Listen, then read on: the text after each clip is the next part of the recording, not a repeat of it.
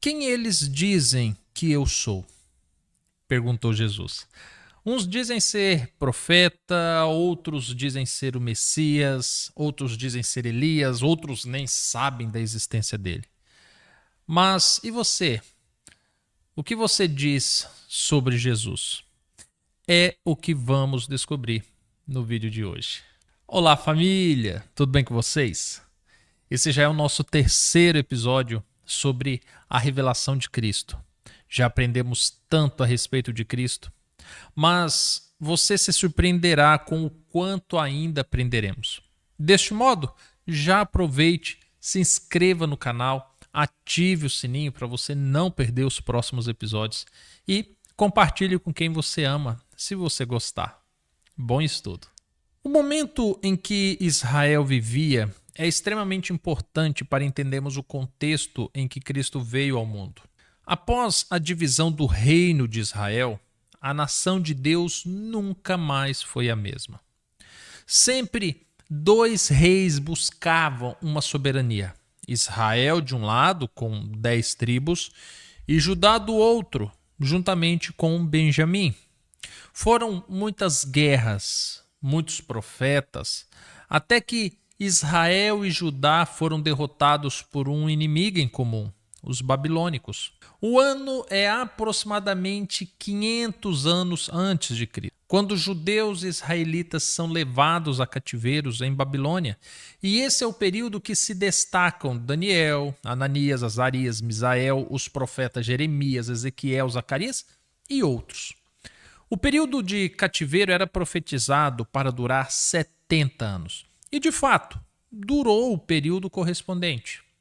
Durante o cativeiro, o templo foi destruído.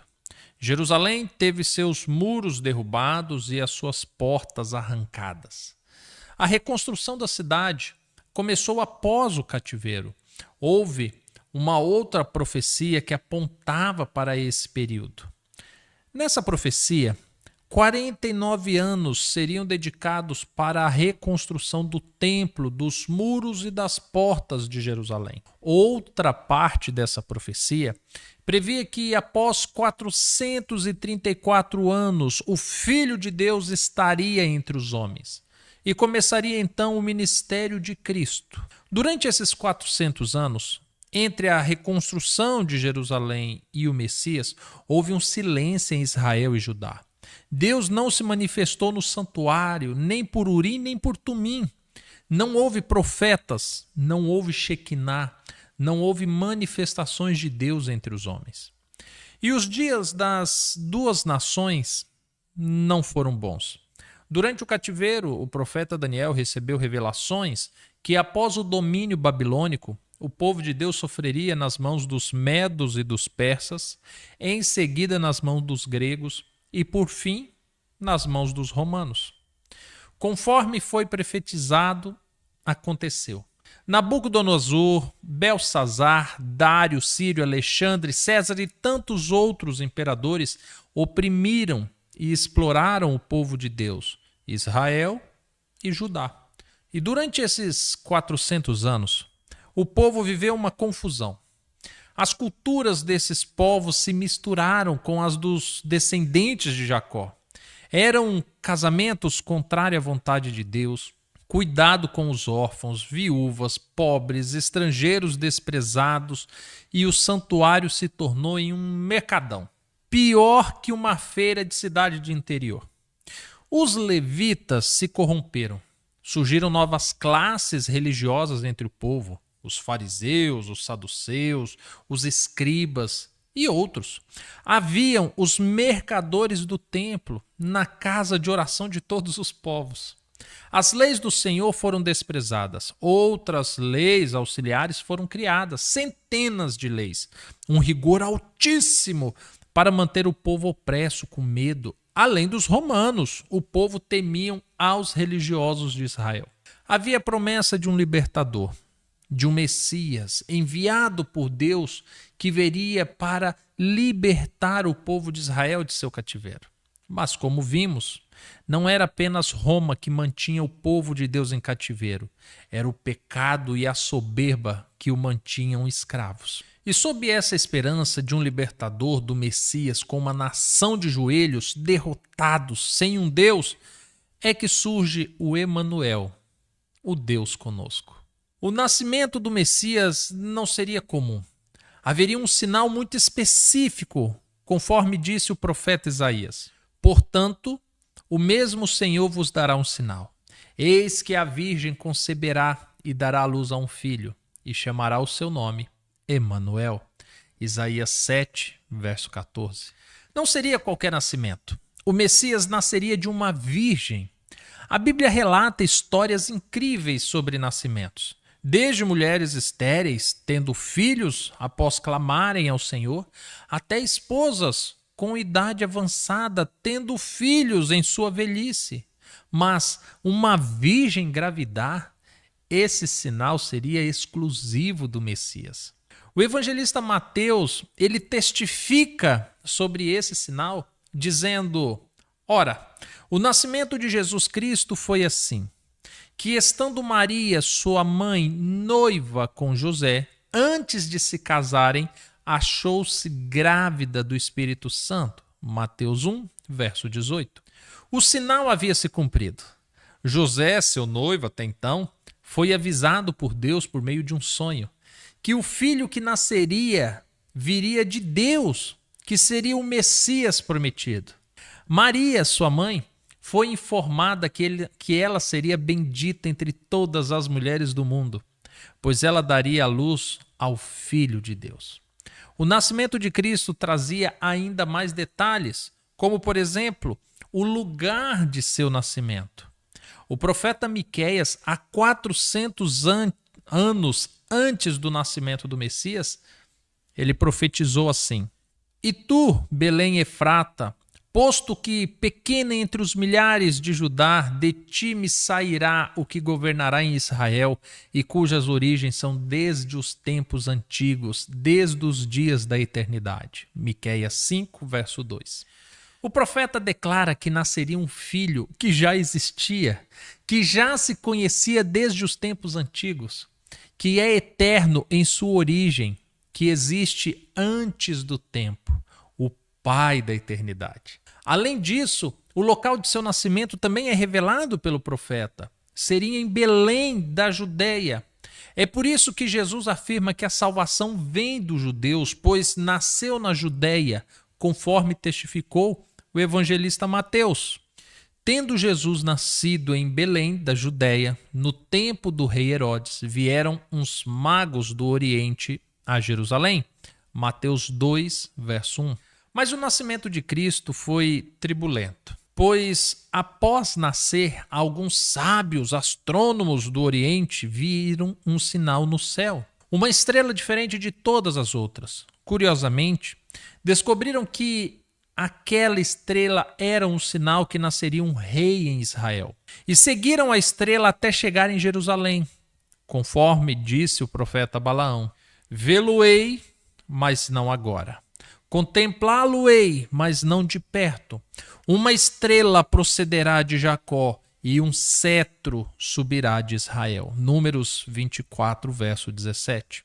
Chegando lá, questionaram a Herodes onde estaria o rei dos judeus. É óbvio que Herodes ficou irado com essa história, pois ele era o rei, e isso apresentava um risco ao seu trono. Calmamente, ele pediu que buscassem nas profecias o local de seu nascimento e descobriram que seria em Belém, mas não sabiam com exatidão o lugar. Os reis prometeram que, ao achar o menino, avisariam a Herodes, mas o anjo disse a eles, depois de terem encontrado a Jesus, que não deveriam informar. E então eles fugiram. Herodes, percebendo que foi enganado, e com medo do rei dos judeus, decretou uma lei que todas as crianças de até 2 anos fossem mortas na Judéia. Mas isso também foi profetizado pelo profeta Jeremias. Assim diz o Senhor: ouviu-se um clamor em Ramá, lamentação e choro amargo. Raquel chora a seus filhos e não se deixa consolar por eles, porque já não existem. Jeremias 31, verso 15. Por causa desse decreto de morte, José e Maria tiveram que fugir para o Egito com o menino, fora da jurisdição daquele decreto. E isso também foi profetizado pelo profeta Oséias. Quando Israel era menino, eu o amei e do Egito chamei a meu filho. Oséias 11, verso 1. O nascimento de Cristo foi profetizado em vários aspectos. São inúmeros detalhes, desde profecias específicas até o simbolismo com outros personagens chaves na Bíblia, como, por exemplo, Moisés, José e outros. Ao longo da vida e ministério de Cristo, são muitas profecias que se cumprem na vida de Cristo. Sobre o seu ministério na Galileia, disse o profeta Isaías: aos que estavam aflitos, porém, não haverá mais obscuridade. No passado, ele humilhou a terra de Zebulon e a terra de Naftali, mas nos últimos a enobreceu junto ao caminho do mar, além do Jordão, a Galileia das nações.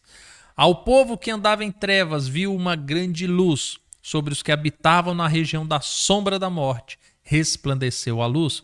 Isaías 9, versos 1 e 2. O jovem Galileu, como ficou conhecido por muitos, Jesus teve a maior parte do seu ministério focado na Galileia. E a profecia de Isaías se cumpriu perfeitamente. Eles viram a luz. A luz esteve entre eles. Embora o seu ministério fosse na Galileia,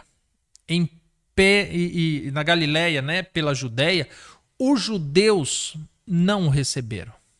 O evangelista João testifica que ele veio para os seus, mas os seus não o receberam, o rejeitaram. Jesus andou por multidões nessa região e ainda assim foi rejeitado pela maioria. Isso traz revolta quando vemos todo o cenário, mas havia uma profecia que dizia isso.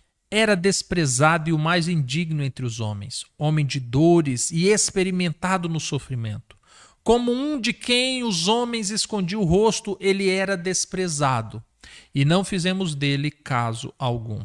Isaías 53, verso 3. Jesus foi desprezado pelo seu próprio povo. Suas características não se pareciam com aquelas que o povo esperava de um rei que viria para libertá-los. Muitos aguardavam que Jesus fosse um grande imperador, um líder na semelhança de Moisés, com a ousadia de guerra de Davi, mas a profecia dizia como seria Jesus. Repousará sobre ele o Espírito do Senhor, o Espírito de sabedoria e de inteligência, o Espírito de conselho e de fortaleza, o Espírito de conhecimento e de temor do Senhor. Isaías 11, verso 2. Jesus foi exaltado muitas vezes por sua sabedoria e inteligência. Muitos reconheceram que nele havia o Espírito do Deus vivo e a todo momento expressava o seu temor ao Senhor. Era mais um sinal que as profecias ao seu respeito estavam se cumprindo. E se fôssemos aqui listar todas as profecias que se cumpriram ao longo do seu ministério, gastaríamos muito tempo, pois foi muitas as vezes que Jesus afirmou que certas coisas deveriam acontecer para se cumprir o que dizia as Escrituras. Como, por exemplo, seu batismo, a sua unção para a morte, os 3 dias na sepultura, a traição por um amigo, a entrada triunfal em Jerusalém montada em um jumento e tantas outras passagens. Sem dúvidas, era o Messias. O povo de Israel tinha sinais, evidências, provas concretas que o Filho de Deus estava entre eles. Em um determinado momento, Jesus clamou que se eles não crerem pelo que as Escrituras atestavam sobre ele, deveriam crer pelos sinais, pois não havia e nunca houve quem fizesse o que ele fez. Ressuscitou mortos. Esse sendo um recém-morto ou morto em algumas horas e até um morto que já estava cheirando mal, pois já havia morrido há alguns dias. Curou enfermos dos mais diversos, curou leprosos, cegos de nascença, curou paralítico, andou sobre as águas, acalmou tempestade, tirou dinheiro da boca de um peixe, multiplicou alimentos, expulsou demônios, sondou corações, foi adorado por judeus, por estrangeiros, por mulheres, por levitas, até por demônios. Perdoou pecados, exaltou o Pai e foi exaltado pelo Pai. Foi declarado por Deus, foi declarado por anjos, foi declarado pelo Espírito Santo. Ninguém nunca fez o que Jesus fez. Muitos examinam até hoje as Escrituras em busca da vida eterna, mas são elas mesmas que testificam de Jesus. É surpreendente como até hoje muitos não reconhecem Jesus como o Filho de Deus. Naqueles dias eram pelas escamas que haviam nos olhos, o desejo por um rei libertador os fizeram não enxergar o Rei dos Reis, libertador do pecado e da morte. Estrangeiros negam a Jesus, pois acreditam que se trata do Rei dos Judeus, mesmo os próprios judeus o tendo rejeitado. Hoje muitos contestam o tempo, as supostas falta de provas de que Jesus realmente existiu e que toda a Escritura seja verídica. A grande verdade é que sempre vai existir provas de quem foi e é Jesus Cristo. E sempre haverá uma desculpa para não confiar nele.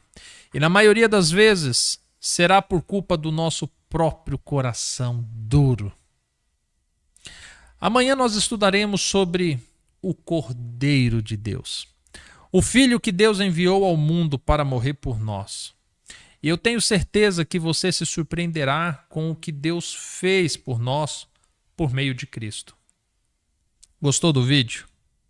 Então deixe o seu like, compartilhe com quem você ama e nós nos encontraremos amanhã ou num próximo vídeo. Fique com Deus. Até mais. Tchau, tchau.